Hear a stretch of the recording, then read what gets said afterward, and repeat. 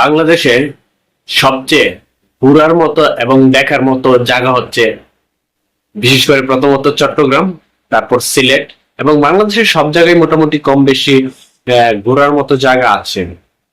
যারা ঘুরতে চান বেশিরভাগই চট্টগ্রামে চলে আসেন।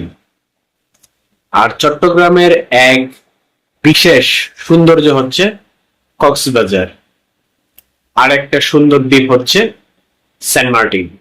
কিন্তু বাংলাদেশ সরকার বর্তমানে সেন্ট মার্টিন যাওয়া বন্ধ করে দিয়েছে। 2025 সালের 1 ফেব্রুয়ারি থেকে নভেম্বর মাস পর্যন্ত খুব সম্ভবত বন্ধ থাকবে। তার পরবর্তীতে হয়তো সরকার এটাকে মানুষের ঘোরার জন্য ওপেন করে দিবেন। বিশেষ করে এখন বর্তমানে সেন্ট মার্টিনের অবস্থা কি?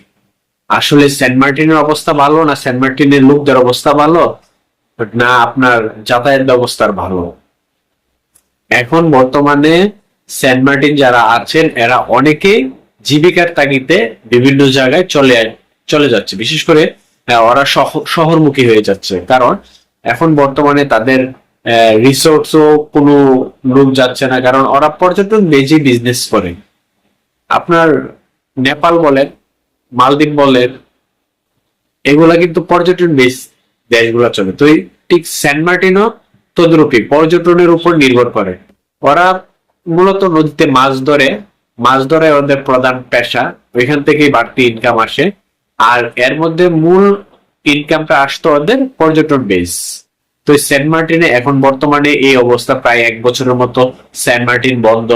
যারা ঘোরার জন্য যেতে চাচ্ছে তাদেরও সমস্যা, আবার যারা ওইখানে স্থানীয় তাদেরও সমস্যা। বিশেষ করে সেন্ট মার্টিন যাওয়ার মূল প্রবেশপথ হচ্ছে টেকনাফের এখন বর্তমান অবস্থা খুবই দুর্বিষহ। এখানকার যারা ব্যবসায়ী আছে তারাও খুব অসহায়ের মধ্যে আছে।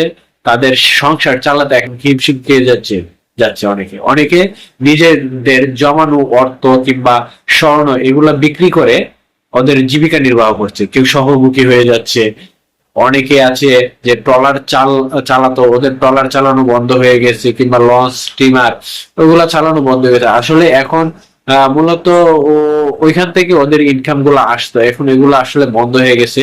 তাই বাংলাদেশ সরকারকে বলবো যে বিশেষ করে সেন্ট মার্টিন যেন খুব তাড়াতাড়ি খুলে দেওয়া হয়, যাতে সবাই ওদের নিজেদের জীবিকা নির্বাহ করতে পারে, এবং যারা ঘোরার জন্য দেখার জন্য কিংবা বিদেশি পর্যটকরা আসে সেন্ট মার্টিন দেখার জন্য তাদের জন্য উন্মুক্ত করে দেওয়া হোক, যাতে সবাই ঘুরতে পারে। আর সাধারণত বিশেষ করে যারা স্থানীয় আছে ওদের আয়ের ইনকামটা বেড়ে যায়। ইনশাল্লাহ সবাই ভালো থাকবে।